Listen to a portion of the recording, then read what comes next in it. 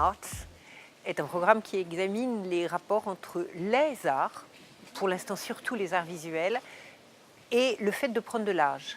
Soit du point de vue du public, c'est pas la même chose d'aller dans un musée quand on a 10 ans et quand on a 80 ans, soit surtout du point de vue du créateur. Qu'est-ce que c'est que d'être un artiste à 20 ans? Qu'est-ce que c'est que d'être un artiste à 50 ans? Qu'est-ce que c'est que d'être un artiste à 80 ans, 90 ans?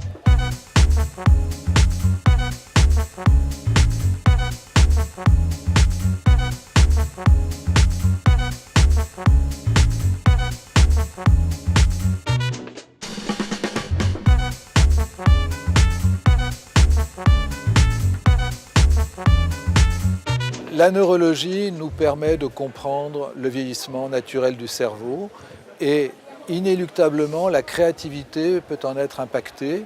Par exemple, on sait que de Kooning a eu une maladie d'Alzheimer, son art a considérablement changé dans les années 80 et on s'est toujours posé la question, s'agit-il d'une simplification de son art liée à la maladie ou s'agit-il simplement d'un changement de style qui serait en soi encore une manifestation créative?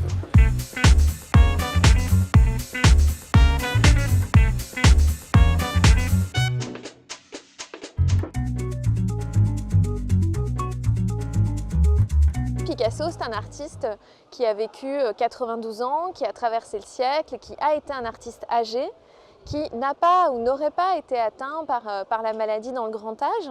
Donc il n'est pas soupçonné de difficultés de création à la fin de sa vie. Finalement, s'intéresser à l'âge, c'est peut-être s'intéresser à la dernière des discriminations.